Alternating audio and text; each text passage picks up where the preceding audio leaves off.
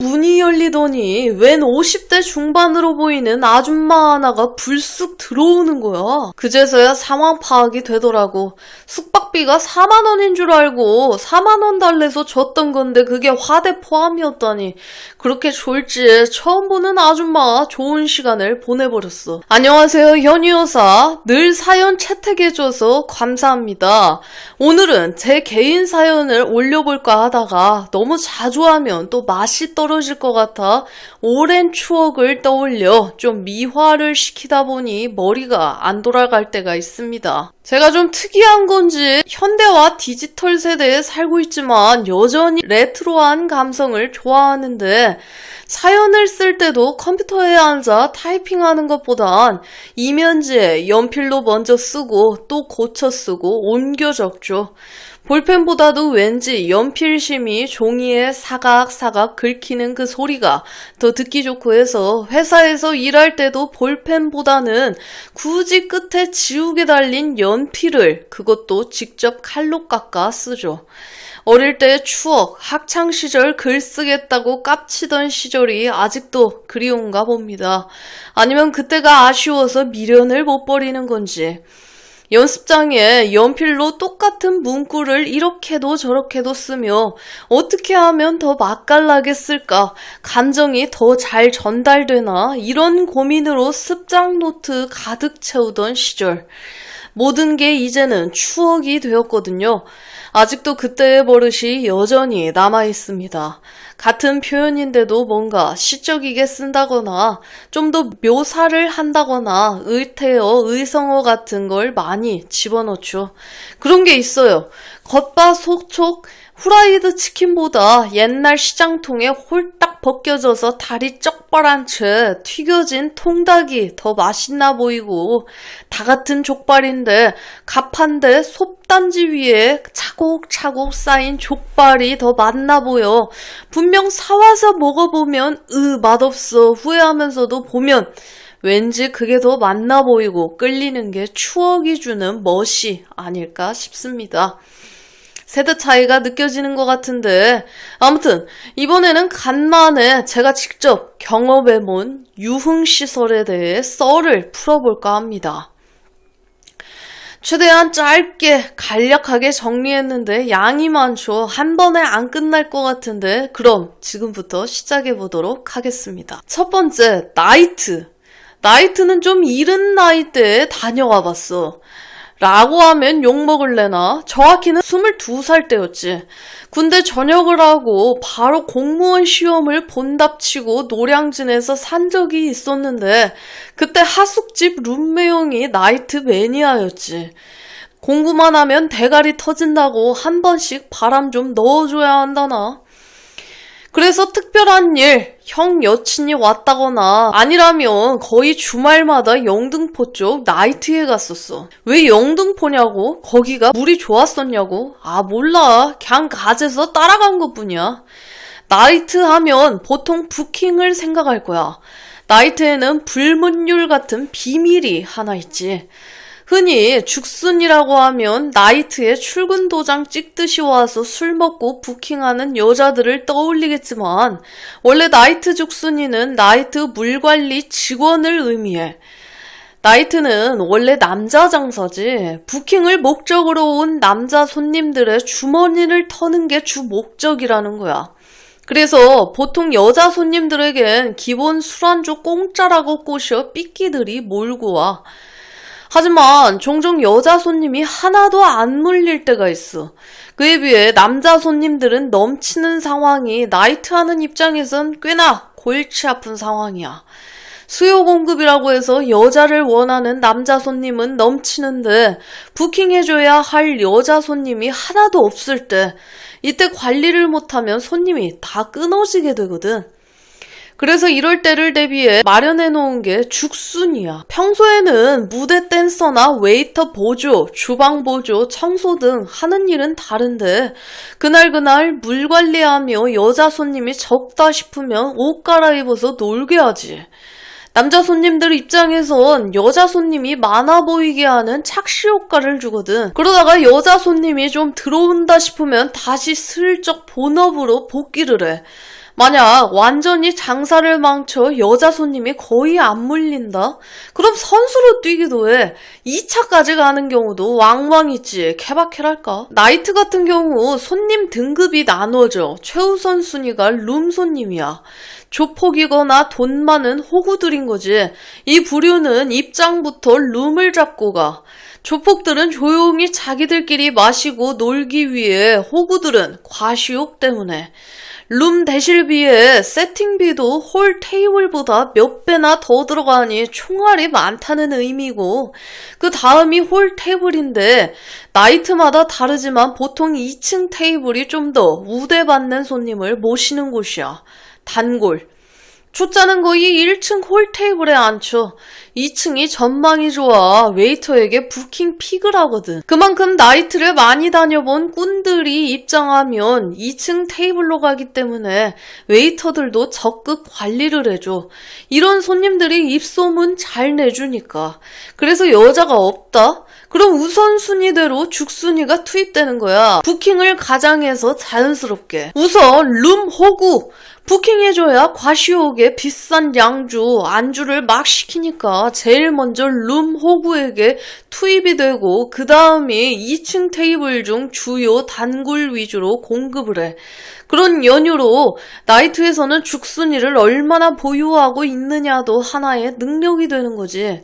나는 직접 죽순이와 좋은 시간을 보내본 적은 없지만 같이 나이트에 간 공시 룸메 형이 그걸 좋아해서 알려주더라고. 3명이서 영등포 나이트를 갔는데 계속 부킹이 안 되다가 막판에 한 팀이 됐는데 딱 한 명이 그 형이랑 같이 모텔에 입성을 하게 된 거야.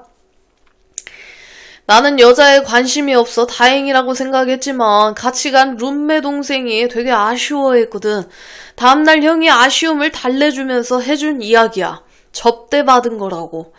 그 형 친구들이 전부 광주 출신 건달들이고, 당시 나이트 지배인 겸 관리하던 건달 형이 룸메 형 고향 친구여서 특별 대우를 해줬던 거라고. 특히 지방 나이트에서 부킹하면 일반인을 만날 거라는 생각은 웬만하면 버리는 게 좋아. 성인 나이트, 관광 나이트가 아닌 이상 70% 이상은 죽순이지. 어지간한 지방에 젊은 여자들이 없어. 대도시가 아닌 이상. 어린애들도 눈이 있어서 촌동네 나이트는 안 가잖아. 근처 대도시로 마시를 나가지. 두 번째, 여인숙. 여관발이라고 하지. 이 경험은 좀 충격적이기는 해. 여인숙은 원래 의도하고 간 곳은 아니었어. 내 유흥 시절 경험의 대부분은 공무원 시험관 뗄래야 뗄 수가 없지. 고향에 내려와 일하면서 공무원 시험을 매년 3번 꼬박꼬박 쳤어. 공무원 시험은 지역별로 정원이 있다 보니 거의 서울 아니면 경기도로 지원을 하다 보니 시험 전날 미리 올라와야 했거든. 예전에 풀었던 썰처럼 PC방 알바랑 주점 일하면서 종잣돈 마련하고 고향으로 다시 돌아와 첫 시험이었을 거야. 27살인가 28살인가. 원래 일찍 와야 하는데 일 때문에 늦어져 무궁화 막차를 타고 서울역으로 올라갔지.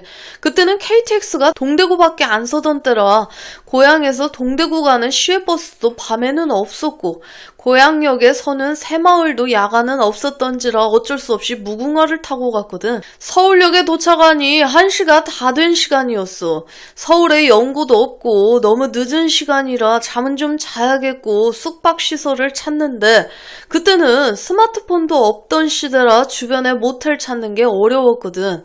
그래서 생각난 게 보통 역 주변엔 여인숙이 많아. 우리 고향역 근처에도 여인숙 골목이 있었고 그게 떠올라 아마 서울역 주변에도 여인숙 같은 게 있을 거란 생각에 돌아다녔지. 그땐 서울역에 노숙자도 많아서 무서웠던 시절이었거든. 서울역 앞에 보면 옛 대우 사옥, 주황색 못생긴 건물이 있었어. 아마 그 근처였던 걸로 기억이 나. 어두컴컴한 골목 앞을 지나려는데 웬 할머니가 총각 방 찾아? 라는 말에 구원의 천사를 만난 것 같았지. 네, 할머니를 따라 좁고 어두운 골목을 이리저리 들어가다 보니 웬 건물 벽에 아주 조그맣게 여인숙이라고 적힌 작은 간판과 사람 하나 겨우 들어갈 정도로 되게 좁고 가파른 계단이 보이는 거야. 거짓말 하나 안 하고 잘못 헛디뎌 구르면 뒤지겠는데 싶을 정도로 가파른 계단을 올라가니 작은 카운터에서 5, 60대 정도로 보이는 할머니가 서 있더라고. 쉬고 갈 거예요? 네. 4만 원? 그때는 여인숙이 처음이라 비싼지도 모르고 일단 쉴 곳이 생겼다는 생각에 냉큼 지갑에서 10,000원짜리를 꺼내줬지. 당시에는 지방 모텔 숙박비가 기본 5만원에서 6만원 할 때야. 지방에는 대실이란 개념도 없어. 대실이든 숙박이든 무조건 그 돈을 주고 들어가야 했으니 바가지였지. 안내받은 방으로 가니 거짓말 하나 안 보태고 딱 사람 2명 누울 수 있는 공간에 허름한 이불자리가 깔려있고 정체불명의 낡은 브라운관 TV 하나와 양은 주전자랑 종이컵 몇 개 있는 쟁반 하나가 놓여있는 거야. 다행인 건 그래도 입구 쪽에 좁지만 파란 목욕탕 타일이 깔린 욕실에 쭈그리고 앉는 수세식 양변기랑 퍼런 고무수 달린 수도꼭지랑 고무대야. 그래도 씻을 수 있는 곳이 같이 있어 다행이라고 생각했지. 지금 생각해보면 뭐 이런 데가 다 있나 싶을 것 같은데. 아무튼 방 구석에 가방을 던져놓고 욕실에 가서 쭈그려 앉아 세수와 가볍게 샤워하니 고양이 샤워를 하고 속옷과 티 하나 걸치고 이불 자리에 앉았어. TV를 켜보니 장식품도 아니고 전원도 안 들어와. 버튼을 이리저리 돌리다 포기를 하고 책이나 좀 보다가 잠깐 눈 좀 붙이자 싶어 공식 요약 정리 노트를 꺼내 벽을 기대 보고 있는데 똑똑 덜컹 하고 문이 열리더니 웬 50대 중반으로 보이는 아줌마 하나가 불쑥 들어오는 거야. 순간 당황해서 몸을 가리는데 이 아줌마 묻고 따지고도 없이 거침없이 다가오는 게 아니겠어. 누구세요? 당황해서 물으니 아줌마가 되려 어리둥절한 표정으로 아가씨 안 불렀어? 사호 맞는데? 나 바쁘니까 빨리 끝내자. 내가 키가 180에 당시에 몸을 키운다고 90kg까지 찌워서 한덩치 하는 상태였는데 저항할 수도 없는 꼴이라니. 지금 생각해도 어이가 없어서 웃음밖에 안 나오는 상황인데 그때는 정말 놀라서 바짝 얼어붙어 저 안 불렀는데요. 사무실 맞는데 얼마 냈어? 4만 원이요. 그럼 맞네. 숙박비 2만 원, 화대 2만 원. 그제서야 상황 파악이 되더라고. 숙박비가 4만 원인 줄 알고 4만 원 달래서 줬던 건데 그게 화대 포함이었다니. 그렇게 졸지에 처음 보는 아줌마와 좋은 시간을 보내버렸어. 아줌마는 뒤처리를 하면서 젊은 총각 같은데 젊은 사람이 이런데 잘 안 오는데 어쩐 일이래? 공무원 시험 때문에 지방에서 왔는데 너무 늦게 도착해서 잠깐 쉬었다가 시험 보러 가려고요. 아이고 그래? 젊은 사람이 고생이 많네. 그러더니 에이 기분이다 라며 또 한 번의 좋은 시간을 보내게 된 뒤 시험 잘 봐 총각 하고 인사하고는 휑하니 가버렸지. 여인숙이라면 이렇게 의도치 않게 되어버린 기억이 제일 먼저 떠오르지. 세 번째는 다방이야. 다방에 대한 기억은 좀 많아. 우선 고향집 지하가 다방이라서 어릴 적부터 다방 이모야들에 대한 기억도 많은데 그땐 티켓이 뭔지 모르는 순진한 시절이었고 그리고 고향에 와서 장사하며 다방 아가씨들과 거래 트면서 알게 된 아가씨들도 많고 하면서 나눴던 이야기도 많지.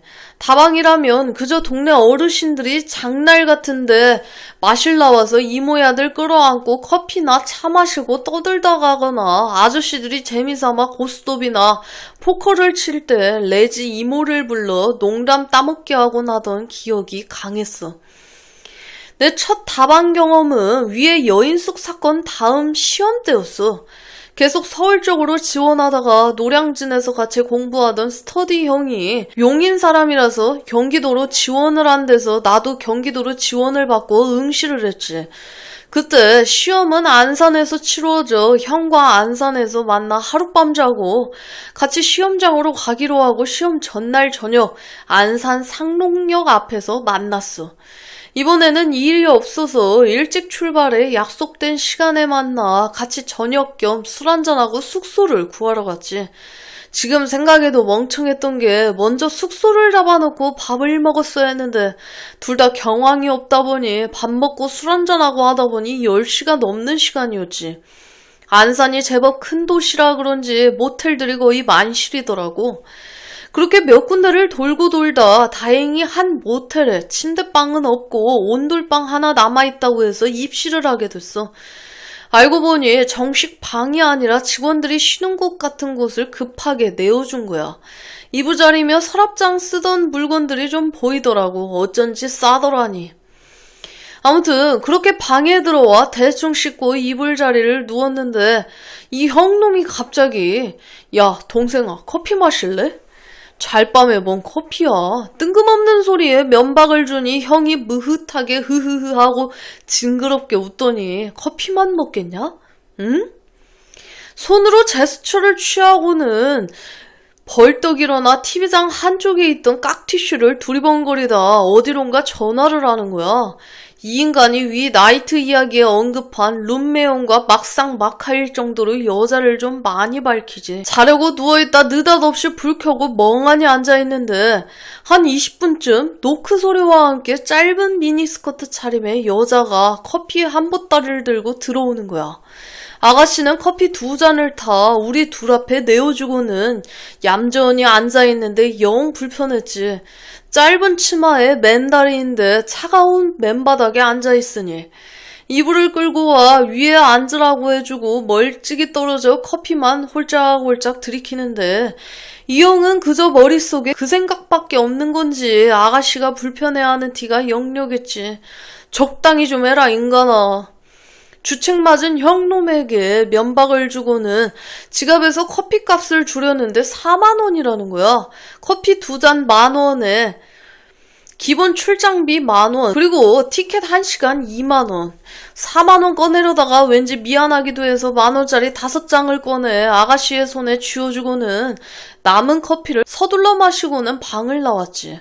나머지는 네 알아서 하세요 하는 눈빛으로 형놈을 한번 노려보고는 모텔 복도 창가에 기대 담배 한 대 꼬나물고 한 10분쯤 지났나? 정확히 기억은 안 나는데 담배 2대 폈으니 얼추 10분쯤 될 거야. 멀리 문이 열리며 형놈이 뽀시락거리며 나왔지. 이제 다 끝났나 하고 피던 담배를 비벼 끄고 온 형놈 쪽으로 향하는데 이 미친놈이 씩 웃더니 손가락으로 V자를 그리더니 내 엉덩이를 툭툭 치는 게 아니겠어. 미친 어디가? 마실 것 좀 사올게. 그러고는 계단으로 내려가길래 생각 없이 방 안으로 들어갔지.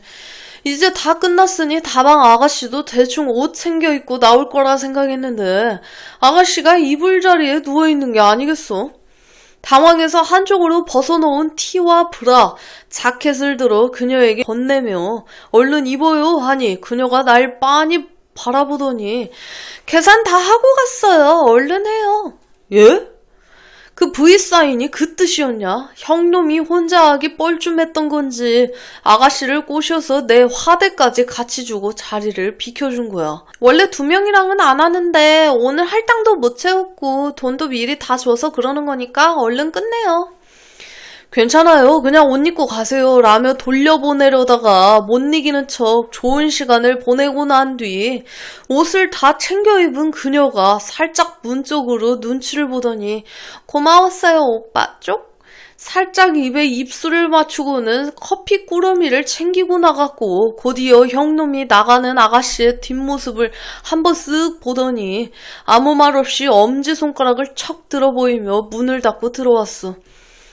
나중에 장사하면서 알게 된 다방 종업원에게 들었는데 원래 다방도 집창촌과 마찬가지로 마이킹, 사채 채무 때문에 할당량이라는 게 있대. 꼭 채워야 하는 건 아닌데 이자가 계속 불어나다 보니 특별한 경우가 아니라면 할당량을 채워야 한다고.